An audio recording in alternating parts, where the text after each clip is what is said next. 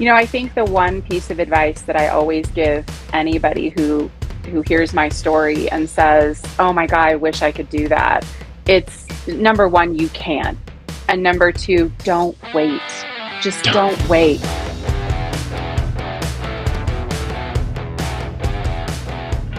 Right. Welcome to another episode of the RV Voice.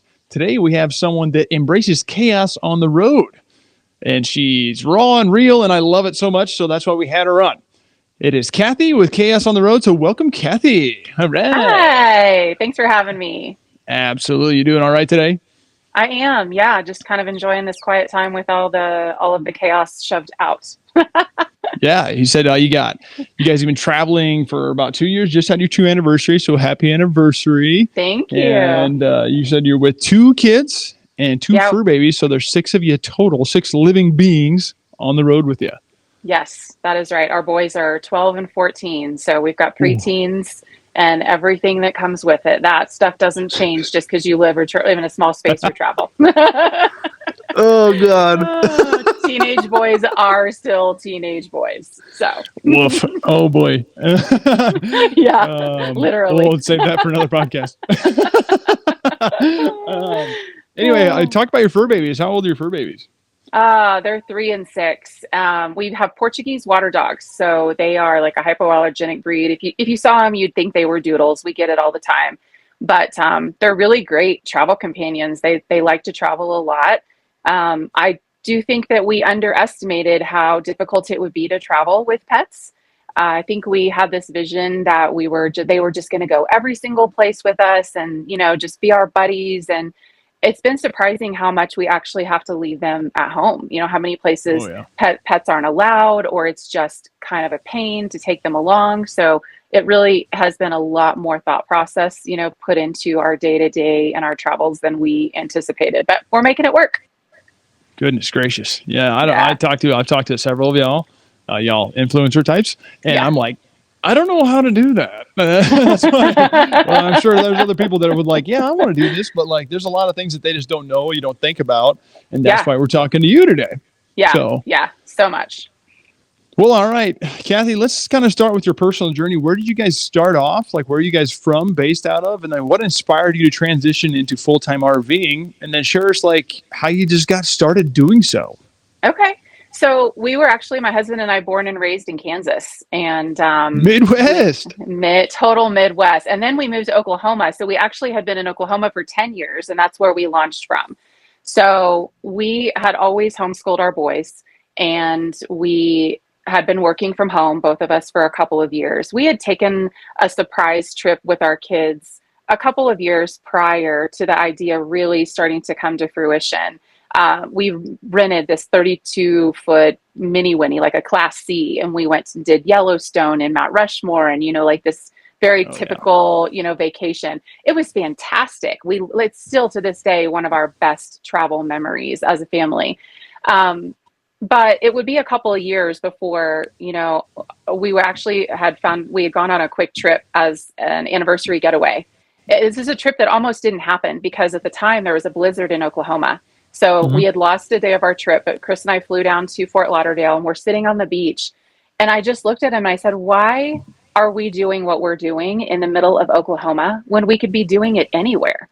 Like, we're remote working, we're homeschooling. What is keeping us in this landlocked state? We've been in these landlocked states all of our lives. Let's do something different. And in that moment, it wasn't a full-time travel dream, but it definitely was, let's travel more, let's take the steps to start making something happen, and let go of all of these, what felt like just constraints and rules that we had that everybody else was following. I'm a rule breaker by nature, if I'm being honest. So that makes I don't know two why. of us. Yeah, I don't know what took me so long, if I'm being super real. But so then it was, within a year we had sold our house and downsized, and then we took a year in a rental and downsized some more. We took our time finding our perfect rig, what worked for us, and finding them the truck that was going to tow it. And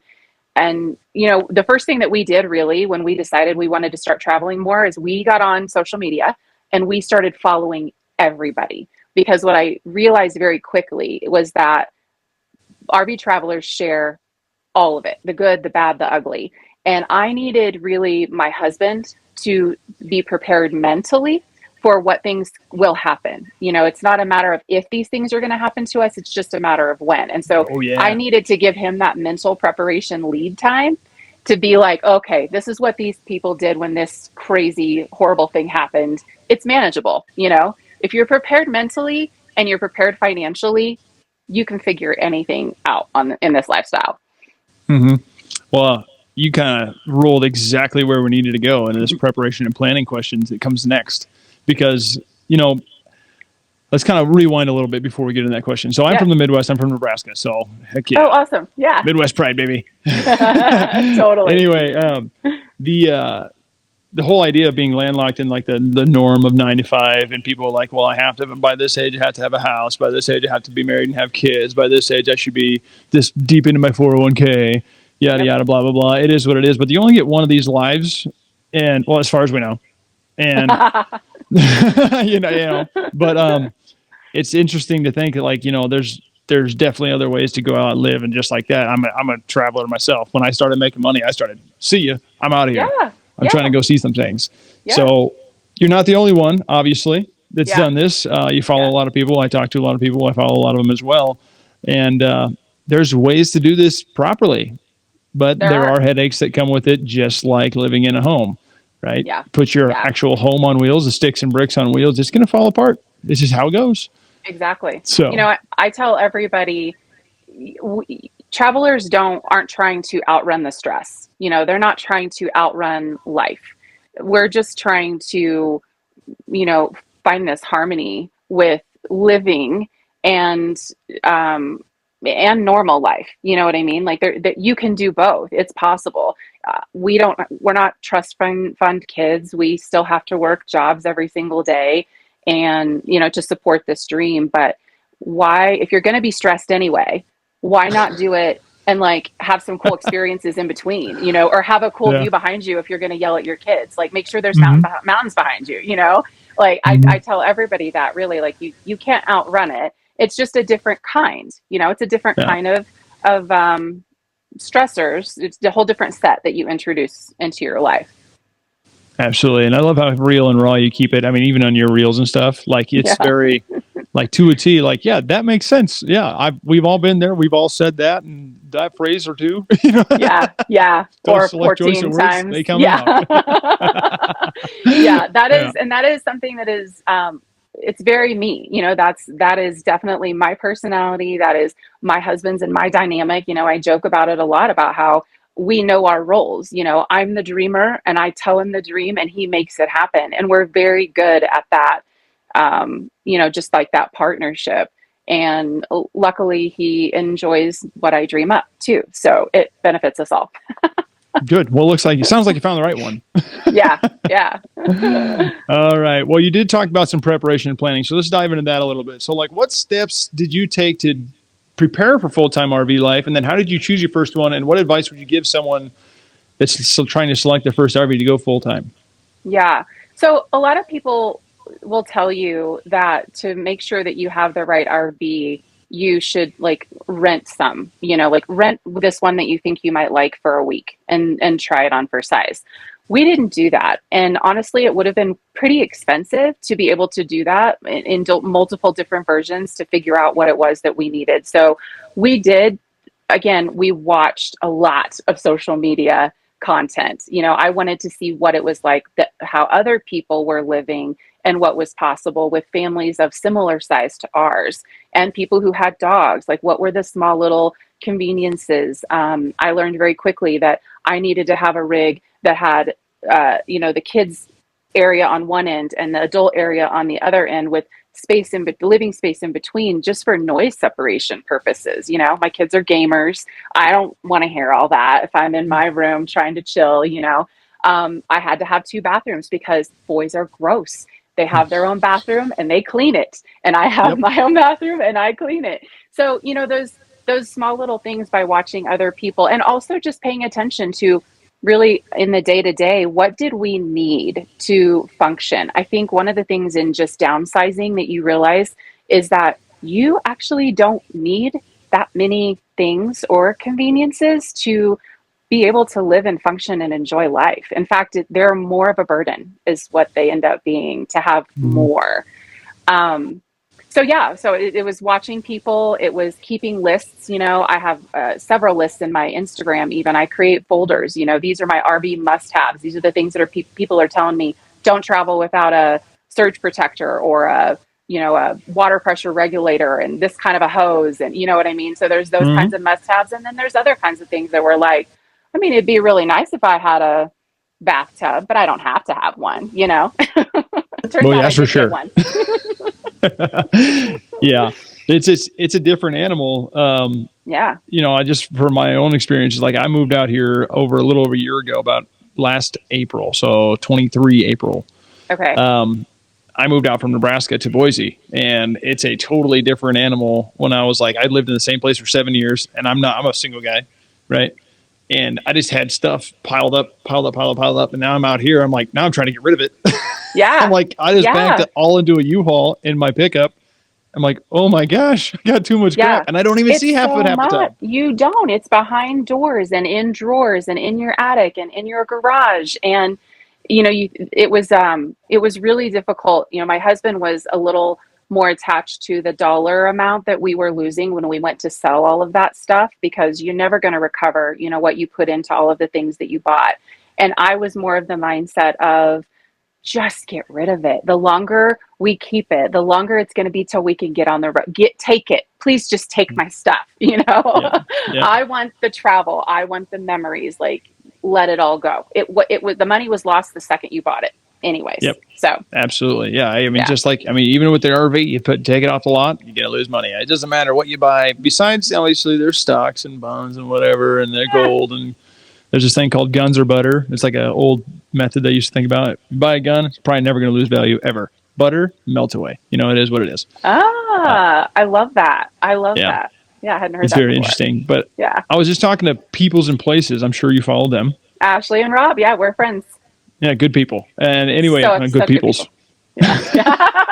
Yeah. Literally. Yeah. But anyway, they have we talked to them about how they downsized, and they took a really interesting approach about it. Rob was in, the real estate market and all that. And when they were downsizing, they had Ashley had her assistant at the time for direct sales business was selling it all off on Facebook Marketplace, whatever it may be, and taking a 20% cut. And she's like, just Ooh, do I it. love that. Just do Yeah. it.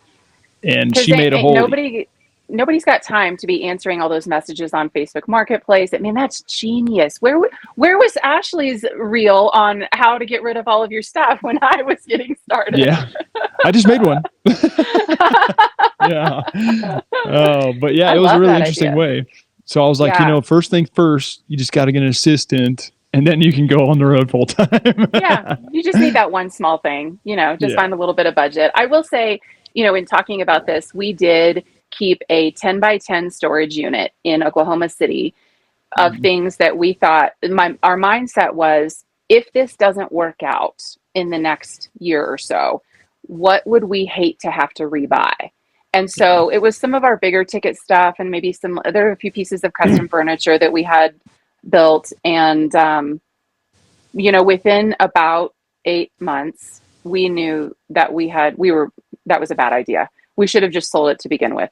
So there was we were missing nothing. Our emotional attachment had kind of diminished. Faded. And so when we came through in the spring, we took about 3 days, and we tried from memory to remember as much as we could what we had in there, and try to start posting things before we even made it to town. We invited all the friends that we knew to our storage unit 2 days in a row, and literally within 3 days we had everything gone.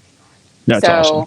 Yeah, it was amazing. My best friend kept our sentimental items, and she's got them in her attic, and we're free. We're free. No more paying for a storage unit. Yeah, I'm trying to get rid of mine right now. Yeah. It's kind of a pain.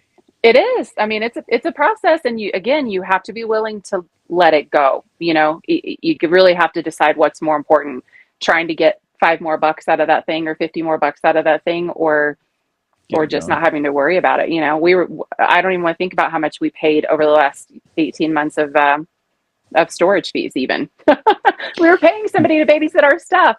No, Yeah, I got no mine. more. Mine's only $100 a month, which I mean, it's $100 a month I could be saving, which I'm trying to work out. I'm just got a couple of big things in there, which Yeah, are like hard to bring into my place, and it's just tough. It is what it yeah, is. But it anyway, is. so moving on to daily life and routine, right? So you have two boys, two Yeah. dogs, and obviously your rooms are on separate sides of things, but there's cleaning involved. So because they clean their side, you clean their side. And but anyway, what does that typical day look like? Because it sounds like you're still doing the same similar type job that you've been doing. And how do you manage everyday tasks such as cooking, cleaning, and laundry on the road? Yeah. I mean, I think people would be surprised. RV life it's still real life. Like I said, we weren't able to outrun reality just because we moved into a smaller space and travel more often than other people. So my kids have chore lists just like everybody else's. And, we share family responsibilities around here. I get up, excuse me, I get up and I work every single day. I'm a virtual assistant full time, and I'm doing content creation. And this summer, even, I was working a part time gig over here at the campground restaurant. So, we're Chris is working, just kind of depends on, what work camping gig we've picked up. But yeah, it all has to get done. Then there's RV maintenance. You've got to stay on top of your living quarters a little bit differently and a little bit more often than you would if you lived in a sticks and bricks. So yeah, I have to yell at my kids 57 times to get up out of bed every day. They're not super excited to get up in school, but like I said, things are very typical. And as far as cooking goes in my RV, I cook pretty much the same as I did before. The only difference I think is the tools that I use are a little bit different. So, an RV oven burns propane and it heats up your rig really fast. So I learned real quick that to have one of those like ninja 10-in-1 situations where I could use an air fryer and a slow cooker and, bake inside that thing, it was more efficient, and it didn't cost me propane. It didn't heat up my house. So you learn little tips and tricks like that. Again, from other travelers is probably where I heard that. I have a convection microwave now, so that's saving me a lot of time. But we cook just like we used to. We didn't have to Mm-hmm. sacrifice. I bake sourdough bread every week. Mm. So yeah, Ain't nothing wrong with that. no. Now, so laundry, do you have like a 2-in-1 or stackable, or what do you do? We have a stackable, and that was also another non-negotiable for me. I am not made for laundromats, and yeah, just putting my clothes where other people have had their clothes. A lot of other people have had their clothes. It's just not for me. So, and also, I didn't want to take the extra time. I'm a productive person by nature, so being able to throw a load of laundry in and then come and sit down and do some work at the same time and get up when it works for me to come and sit. I like that ability to just keep up with it in the midst of everything else that's going on. Yeah, absolutely. I mean, yeah, I remember in college using the college dorm room ones, and yeah, yucky. Yeah, I ended up with other people's things in Yeah, my dryer. yeah, it's not. Yeah, and people watch their dog bedding and stuff, and like, no, it ain't for All the me. stuffs, all the stuffs. Yeah, I totally Bless the people understand. that can handle it, but I'm not one of those people. Yeah. Well, so I mean, within that though, you found certain challenges and certain solutions along the way, right? So, what are some of the biggest ones you faced while being in an RV? How did you overcome them, and how do you handle maintenance and repairs on the road? Because yeah, like you said, these things go down the road. Hurricane force speeds, earthquake every time. I Every mean, I'm time. sure the husband probably takes care of most of it, but like you got things to take care of too. So, like, what are those challenges? How do you guys come up with solutions for those? Yeah. So, I mean, I'm glad that you said that and that you mentioned him, because you're asking me, but the answer really is I don't handle most of them. He really does. I think again, something else in our partnership that works well is that I have a mental ticker that, I'm the keep tracker of, so I'm the one that's remembering the things, and I'll be like, "Hey, did you remember to do that?" Or, "Hey, I think it might be time to change out these filters." Or, "Hey, we've gotten a lot of rain lately. Maybe we should do a quick check of our seals." Like, it just would make me feel a little bit better. So while there are things that go on a calendar, that are important, that should be done regularly. We try to do a lot of calendar reminders for things like that. It does work out that my brain works overtime most days. So there's not a lot that gets forgotten. And then again, he's the executor of all the things that I think of. Yeah. But, I mean, go ahead. yeah, just remembering, that you just can't sit back and wait. When you live in an RV, it really, it will bring you a lot of anxiety and a lot of heartache and Oh yeah. stress. If you just got to be on top of it. You really do. Well, it'll catch up to you. Like you were saying, these things travel. I mean, that's what they do. They go down the Yeah. road, twist, bend, rock, sway, all these things that are vibrating all the Yeah. time. Things come loose. It is what it is. It's how it goes. It's not if, Yeah. it's when. Exactly. And staying ahead of it is a great way of being, proactive on keeping that thing in one piece. And Yeah. if you got the mental ticker and he's got the hands to do so, Yeah. sounds like a good team. It is a good team. And then again, I'll go back to just the mental side of it is really huge in this lifestyle, because like you said, it's going to happen. And so as long as you know that, it's not as big of a deal when you see it happen. I mean, it sucks, when it's your turn. It sucks when it's your turn for a tire blowout on the side of the highway, but it's not like we didn't know it was going to happen. So, Mm-hmm. and each time something happens, you learn how to do it just a little bit better, Mm-hmm. like, and you're getting advice from the community, which is just, again, so huge. Sharing the ugly side and the hard side of RV travel. People will offer you advice. People will reach out to you. People will ask you if you need any help. Like, it is incredible the number of times that we have just had people ask us, like, is there anything that, I might be in the next state, but is there anything that I can do to help you? Or, hey, I might know somebody that's in your area. This community too is smaller. Like, the world is smaller than you think. Even though Mm-hmm. we're all traveling all over the United States, the community is strong and everybody helps everybody. So that's also a super helpful aspect of just running into issues on the road. Well, perfect. We're gonna skip a question and gonna roll right into the community aspect then, because Okay. that's kind of where we're rolling into, and it's true. So I've been doing this just for a short amount of time, Mm-hmm. and people are reaching out to me like, "Hey, I want to talk." I'm like, "Sure, let's go." Anyway, so community connection. I mean, you got friends and family from back home, Uh-huh. Kansas, Oklahoma, all that. But you've also found a sense of community in the RVing world because of that. People, lend a hand, reach out. Hey, so and so is coming through. Just kind of walk us through that, because like you started 2 years ago, and Mm-hmm. you started becoming, your content creating self, and then obviously being a VA. But we'll hop into the financial side of that later. But the community connection in the RV world, just kind of walk us through like how that all happened for you, because you bumped into people. I brought up people, and you know their names, Yeah. and so yeah, just walk us through how all that all conspired or whatever.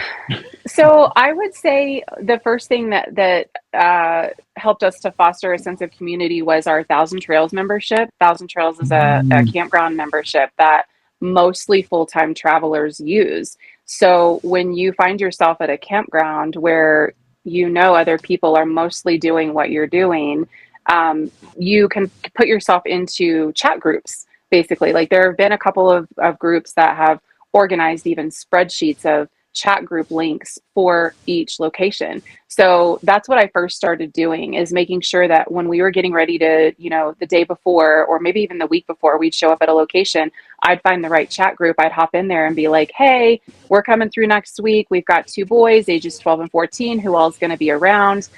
You got to put yourself out there is the thing. And when you get invited to things like a fire or whatever, like, you got to show up, because you never know what connections you're going to make. It has been so surprising to me to realize that I might have met somebody in Florida, and then I'm going to see them in, like, Northern California in a few months. Like, it's the way that you cross paths with people, or again, those who somebody knows somebody that knows somebody. Um, yeah. And then also on social media, making sure that you're engaging, not just for business purposes, but like creating those connections and truly reaching out to people and being willing to have conversations. And then also, I want to make sure I mention RV Queens group. Like we have a Marco Polo group that I joined earlier in the year. Kate runs the RV Queens podcast, and she decided to create a community for RV women. And so every month she mixes us up, and we're in different Marco Polo groups. So we're meeting new people we're all, women who either live and travel in their RVs, and that's just one more source of connection. Marco Polo is amazing. Is it called Marco Polo? It is. It's called Marco Polo. What's funny is I had been using it for years. It's how even, when I lived in the same city as my best friends, as adults who were all moms and working, it was hard for us to get together a lot. So we would use Marco Polo as like our daily, communication with each other. And now it's being used for things like this, to foster connections between people that are like you. It doesn't matter where you are, It's amazing. Interesting. It's been a game changer for me, both personally and business wise. Well, that's kind of cool. Is it like I'm guessing it's just an app to like, hey, talk to this person today. Yeah, it's like a video chat. So like I can leave you a video. It's almost like leaving you a FaceTime as a message, and then you can watch it whenever you want, and then you can get back on and leave your own. And you can have groups of as many people as you want. And yeah, it's super cool. Wow. Yeah. Well, that's the first time I've heard that. I've heard Thousand Trails basically every conversation that I've had. Yeah. But, Hip Camp, all those things. But Marco Polo, interesting. Marco Polo, that's where it's at.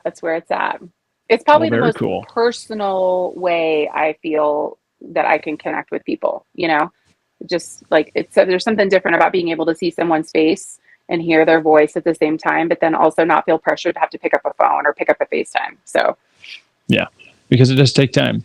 I had the exact same problem. I moved across, I had friend group for 30 years, basically, moved across the country, and it's like, I barely have time. If I pick up the phone, it's going to be an hour phone call, and I know it. You go down a rabbit hole. I feel bad about it. I know, but ain't nobody got time for that. It's not like we got a lot of stuff to do, and we want to connect, but we also want to do other things. So I feel like Marco Polo is like that perfect solution. Yeah. Well, interesting. I might have to bring that up to the friend group, but we have a Snapchat friend group that we talk to each other and talk crap. What it is. All right. Well, I'm going to go back to the financial aspects because, it's a very important thing when you're living on the road, because a lot of people, they go like me right now. I'm at a 9 to 5, right? I come in here and that's what I do. That's my daily routine from Monday to Friday.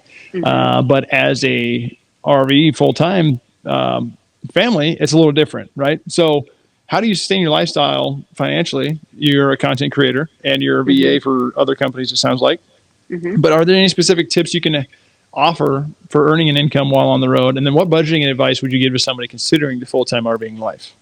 Yeah, this is a great question because, our financial situation isn't playing out like we anticipated that it would, because after we had purchased our RV and sold everything, and we were stationary for just a few months, and 3 weeks before we launched, my husband lost his remote job, actually. Ooh. And so that was not something we were prepared for. So the first piece of budgeting advice I would give anyone is to make sure you have a savings. Follow the same savings guideline that you would follow if, what is it, like they say, have 3 months or something like that worth of salary in the bank to cover in the event that you were to lose a job in any scenario. So that was an unexpected thing. And to this day, my husband hasn't actually been able to replace his professional career in a full-time remote way, with what the skills that he has. So we were able to do two things. Number one, I ramped up my virtual assistant business. I took on more clients, and then we decided, after a few months of him searching, we decided to open ourselves up to the possibility of work camping. And work camping has been a game changer, really. We have now for 2 summers in a row come out here to Ouray, Colorado, and worked for, last year it was 4 months. This year it was 5 months. We get a very cheap site and we get full-time work, for him, for pay. Our boys have been able to work these past 2 summers. they're old enough in the state of Colorado to be hired and pay their own taxes and do all the things. That's good. And then Put them to it's work. amazing. It's amazing. And they Pull your own love weight. it. Yes, right? Pay your Yeah. own taxes. And these are the kinds of life skills that were important to us anyway when we wanted to start homeschooling our kids. And so to have these opportunities for them is super important. So, the work camping, although it wasn't really in our game plan, and I don't know that I would love to continue to stay places 4 and 5 months at a time, it has been a financial saving grace for us, really. Mm-hmm. If it weren't for these opportunities. We also have gone up north and done beet harvest in North Dakota for a month. He did that last year. And then there are other ways, platforms like Escapees where they have remote opportunities listed. So he's done like a part-time gig over tax season, helping out with a tax firm out of Massachusetts, actually. And so there are opportunities, everywhere. You have to be creative. You have to be open to it. You have to be willing to kind of poke around, and be flexible. Flexibility is probably an overarching theme in this lifestyle, but for us, flexibility with how we were going to make a living and make sure that we had the income that we needed to feel comfortable, it has required flexibility. Absolutely. But it's like, it also kind of opens up the community aspect, right? So you're working from the idea of work camping, I'm sure you've met some cool people coming through there and made some connections. I was talking to Traveling with Sharice. I don't know if you know who that is, but she's recently started living in an RV, I believe 3 years ago. Okay. And she's a remote worker as well, but she started doing, oh gosh darn it, what was it? She said she's met so many people that got offered jobs for remote working, like while being remote at campsites. Oh my God, that's so cool. Happens all the time, right? Like, oh, this is what I did, and this is my profession. I just decided to go on the road, and they're like, oh, we could use you. Yeah. Oh my God. What a dream that would be if that were to happen to my husband. I found it to be really fun this year that I was doing. I was serving over at the restaurant, and to see, we're in a destination mountain town, so people are coming here for a vacation, and so the number of people that I was meeting this summer and just hearing about, their travels and them asking me about my travels and us giving each other recommendations. And then I even had some people that would pass me their phone number and say, hey, if you're ever coming through and you need anything, call me. I'm like, oh, absolutely. I just met you and served you dinner, but that is so sweet. Yeah. Well, thank you. That means I'm a good person. Right? Like there must have been some sort of connection there, but yeah, it is crazy. And you're right. There is community. And I think that's what's going to make it hard for us again, for the second summer in a row to leave here. Ouray now kind of feels like home, having spent so much time here, and the people that we're working with become family when you're, together for an entire season. And, it's going to be bittersweet when we leave in 2 weeks. Well, you're building a work camp resume now, so you can try maybe do in other states. yeah, maybe. Yeah, Colorado is one of my favorite states to go through. It doesn't matter what we're doing. Where I go, I love it so much. Salida, Buena Vista, Crested Butte, all that. Absolutely wonderful. We're actually headed to Telluride this afternoon. We're gonna get on that gondola and ride through the Aspens because the leaf change is all happening here, and oh God, it's amazing. It's amazing. Make me mad. I'll send you pictures. Yeah, well, I will eventually get to Colorado. That's probably like the end goal, is because I'd be closer to home. But Colorado is just wonderful. Skiing, camping, hunting, all of it in general. All of it, yeah. Well, along the way, 2 years, you've definitely had some favorite experiences, right? Like you said, just working from the work camp at the restaurant, you said you had some favorite experiences and all that. So share some of your most memorable experiences on your favorite destinations. And what are some unexpected benefits of the RV lifestyle that you may not have expected happening? I'm going to start with your second question because the first one is so hard. I'm sure I'm not the only one that finds it really hard to choose. I think I would prefer to choose a state than maybe one particular thing or place, but I think the unexpected benefit for me has been I get to say no more. I get to say no to the pressure of having to show up where maybe I didn't really want to show up before. When you live in the same town with your family, and there's events, and everybody's got their kids in sports, and what everybody else is doing. There's a lot of pressure to show up and live that life and do those things that everybody else is doing. And I think what I've realized is that I'm really okay being a little less social, and I can say no, because just because my home is on wheels doesn't mean I can just hop, skip, jump, over a few states just because something's happening.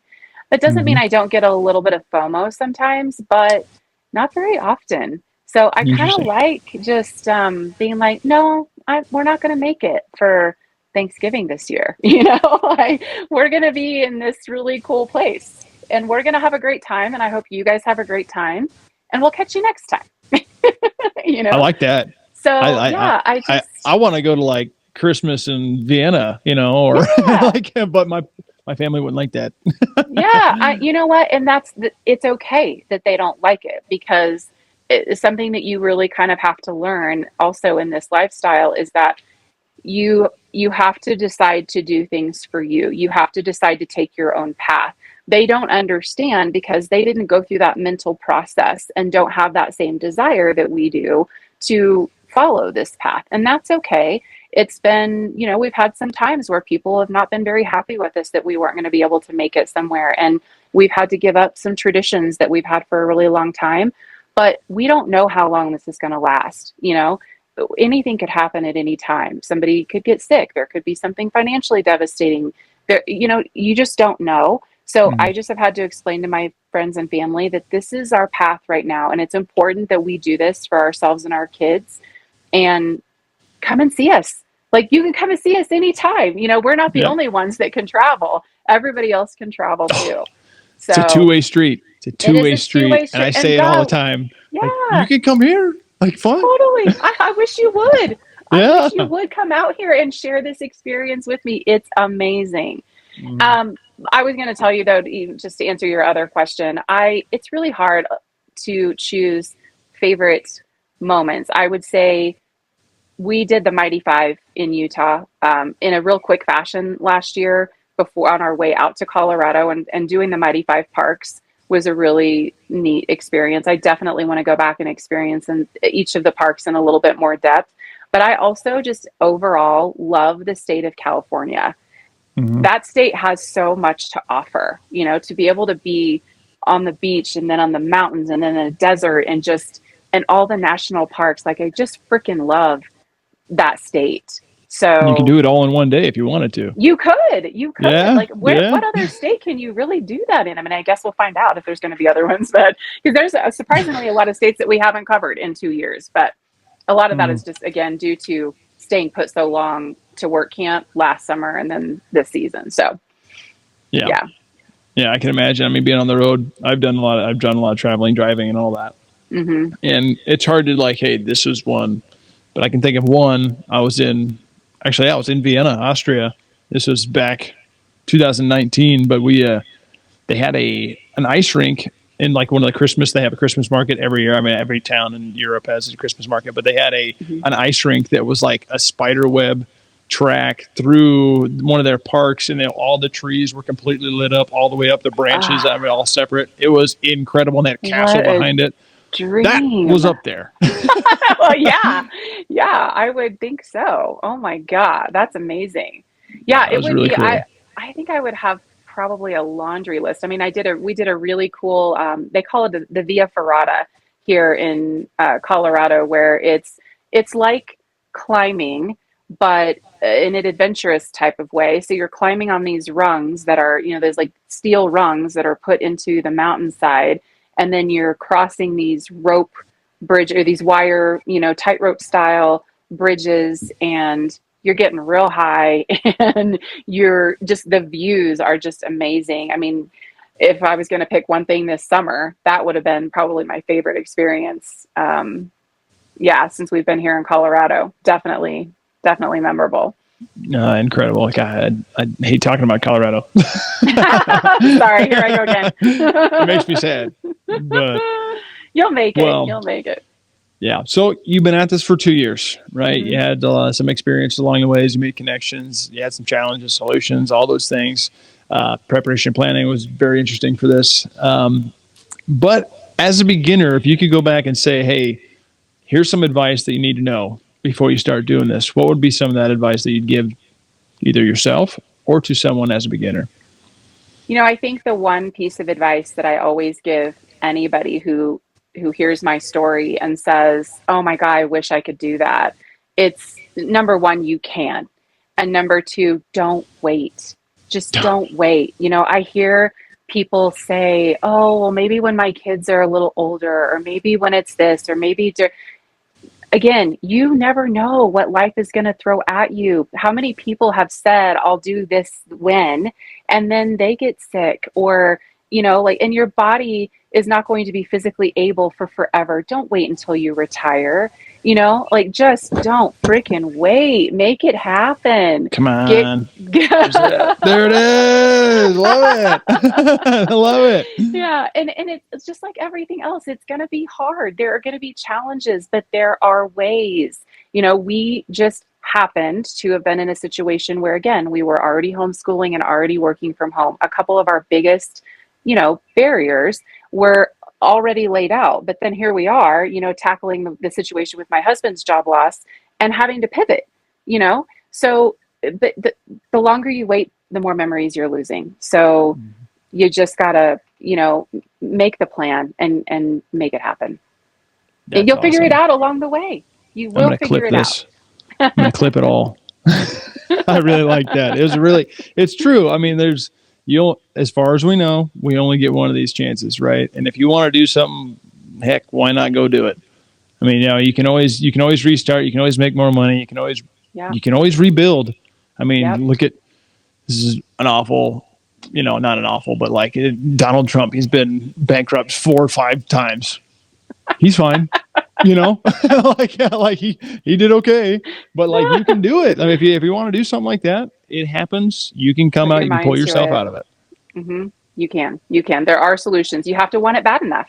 You just really do. Yeah, absolutely. And we did. I'm glad you did, because you're keeping it raw and real out there, and I love it. Yeah. All right. So what about some future plans? Where are you heading next? What's the next idea? Do you see yourself doing this quite a few years yet? And how do you see it evolving if you do? So I tell people that we're going to ride it till the wheels fall off. We did not get into this with an end in sight. A lot of people will get into it and say, okay, we're going to do this for a year. That's not really ever been my mentality. And we even had the same kind of approach with homeschooling. People ask us all the time, well, how long are you going to homeschool? Are you going to do this all the way through till they're high school? And I'm like, we'll do it as long as it works. And that's kind of how I approach life. You get into something when you realize something's not working, then you pivot. So I don't have an end in sight. I have a lot of places to see. We haven't even seen half of the states in this country. Plus I want to do Canada. And so there's a lot. But to answer your question about where we're going next, we leave Colorado here in a couple of weeks. We're going to spend a month in Utah. We're going to spend a month in Arizona. And then we are going to go to Baja, Mexico for January and February and see how that plays out for us for a couple of months. I wish you the best of luck. I heard wonderful things. Thank you. Same. We're nervous. There's a lot of research to do. We're looking for other families who want to join us still, because we don't want to go alone. I'll do a lot of things, scared. I'll do a lot of things scared. I don't want to do things stupid. So that's the difference. I just want to be as prepared as possible and be safe. So. Absolutely. Crossing the border, doesn't matter which way you're going, up or down, left, right, doesn't matter where you go. Things are different. It's just all it is. They just are. Good, bad, ugly. I mean, a lot of the states are that way too. So exactly. I know. I've been to a lot of places. Don't turn down there, because you can't turn around and you get sketched pretty quick. Oh, God, familiar. So familiar. Yeah. All right. So let's talk about your RV a little bit. So you have a Heartland Gateway, 2017-ish, maybe 16, 18. Some favorite gadgets and gizmos that you've learned on the road, or that you've actually picked up, or add-ons. It looks like you did that add-on to that, whatever in the background. It looks wonderful. Yeah, if you haven't seen that, look behind Kathy over her shoulder, and it's cabin-like. It is gorgeous. And then it also looks like you did some above your slide. Is that a slide there? Yeah, Are I'm you in a sitting slide right now? actually in our living kitchen slide. Yeah, so I've got a shelf up there that's got some storage baskets and stuff. We renovated this thing almost top to bottom. It was the first thing that we did. Actually, was we kind of stripped almost everything. We took out we redid the flooring, we painted everything top to bottom. A lot of cabinetry came out.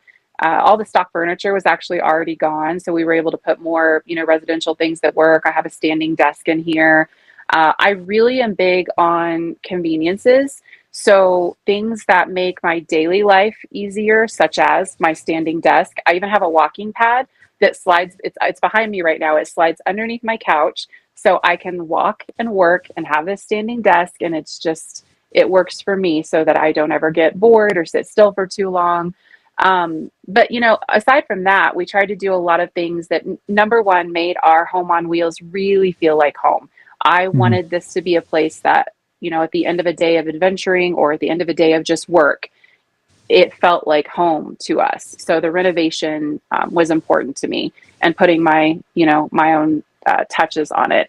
And then the conveniences of little things that make life smoother on a travel day, making sure that things are stuck in place or nailed down or, can slide underneath something. Anything that makes your tear down and setup easier, I will throw all the money at it, all the Mhm. organization, I love to organize. I love to always just make things be more efficient, whether it's in my day to day or on a travel day.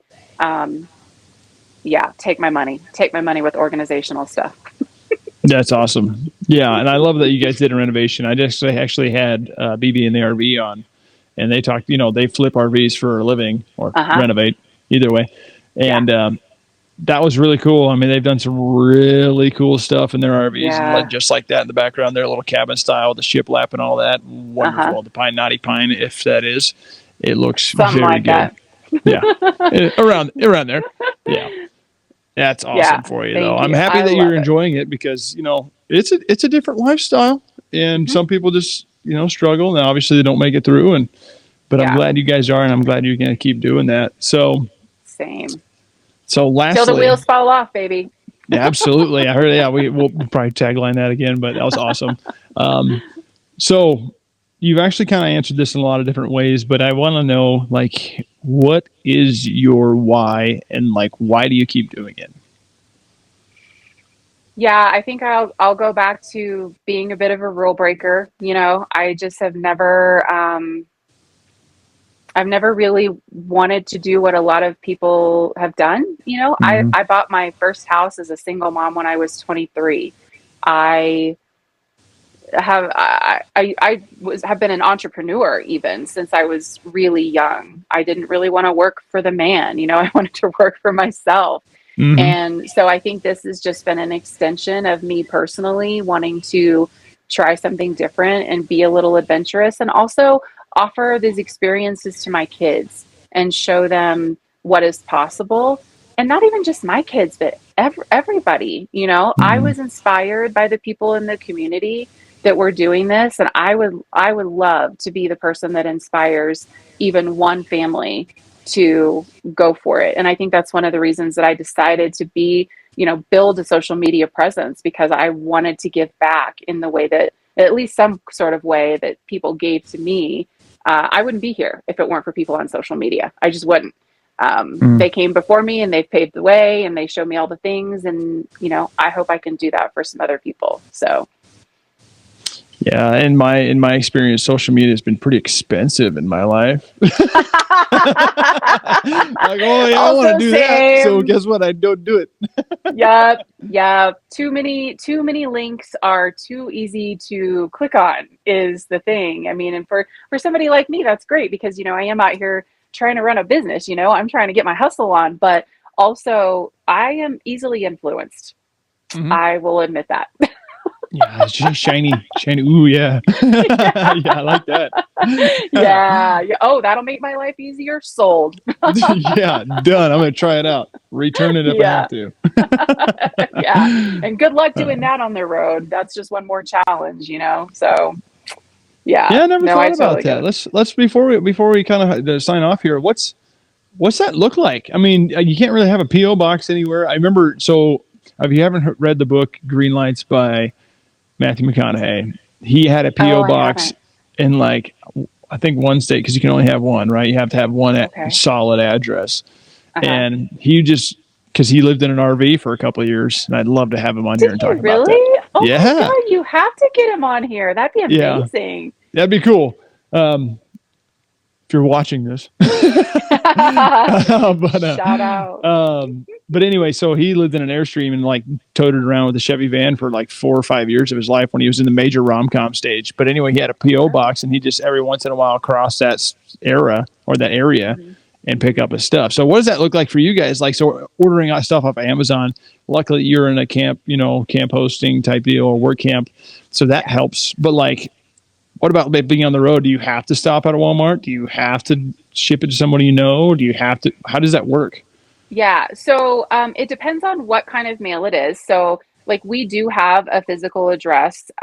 We domicile in the state of Texas, and there are programs like Escapees where you have all of your mail sent. It's similar to a PO box, but it is technically a physical address. So, all Hmm. of your mail comes there. You can preview it online, and at any time, you can ask them to forward whatever you need to your current location. And it's there in just a matter of days. So, that's for most mail. But for things like Amazon, um, you know, Amazon lockers are really convenient. We've used those a lot.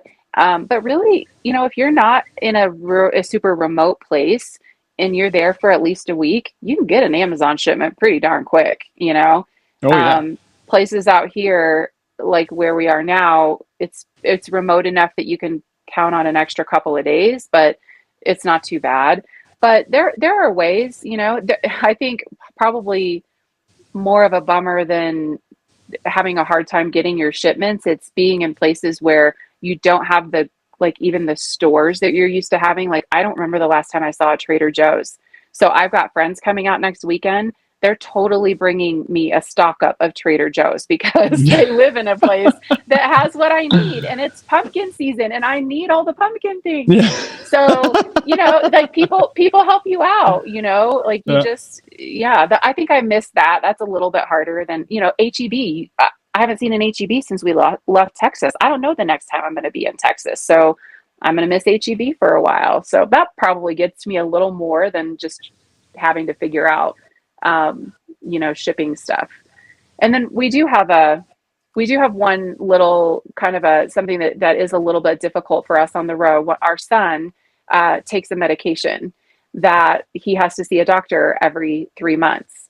Hmm. So what we have ended up doing was actually we just establish new doctors in whatever state we happen to be in at the time every 3 months, and then we carry paper records with us, to show his medical history and make it super easy.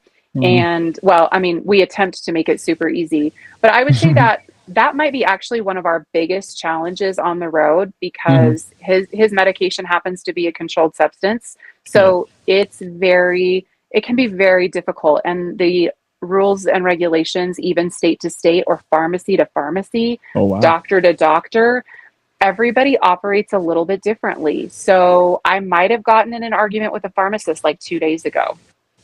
I don't know, but Wouldn't that's blame you. okay. But Yeah. it's a challenge, healthcare on the road. It can be a challenge for people, and a lot of Yeah. people will go back to their home base to do that. But for us, going back to home base every 3 months, that's not realistic. And so we're doing it a different way. So far, it's been okay, but it's stressful. It can be stressful. I guess I never thought about that. So yeah, shipping and then I guess medical. I never really Hmm. thought about it. That could be a real issue for people that have their certain issues, right? I mean, Yeah. wow. Yeah, I Yeah. never thought about that. I can't just call my family doctor like, "Hey, I need I need an albuterol because I need my inhaler stacked." Right. You know? Yeah, yeah. And unfortunately, we can't do that in our situation because it's a state line sort of situation. So our Yeah. doctor that we started with can't call us in a prescription. So, by the time we're done, we might have a doctor for him in 15 states, who knows, but that's okay, because then as we continue to travel, we'll be able to, go back to a doctor that we've seen before. Yeah. Build that list. Yeah. Oh my gosh. Well, it's been incredible talking to you, Kathy. It's been a wonderful time. You've done great with all these. I mean, this every time I talk to you guys, I learn something new. So I really appreciate that. The way you prep, the way you plan, and why not just go and do it? I flipping love that.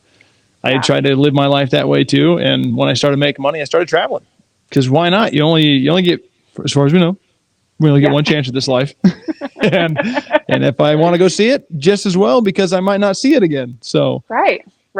Even if you just have a day in a place, and that can happen a lot. Take the time, do it. Go see the place. Go do the thing. Take a couple pictures and say that you've been there. Just don't live with regret. That would just be the worst, to live with regret and say that, well, I wish I would have. We're not going to do that here. Yeah, take a chance and just go. Yeah. Well, yeah. And thanks for all you do for getting, all this inspiration out for everybody. I would love to see more people on the road. There's room for more. There is. So, but we're working on it. We're trying to get away. Not only do we tell people how to do it, we also sell the RVs to do so. So love it. Love it. Help them in all the ways. Get them out here. All right, Kathy. Well, thank you so much for joining today. If you haven't followed Kathy on Chaos on the Road, all the links are up there in the corner in that QR code. Give her a follow. She has wonderful stuff. She makes me laugh and giggle all the time. So that's why I follow her.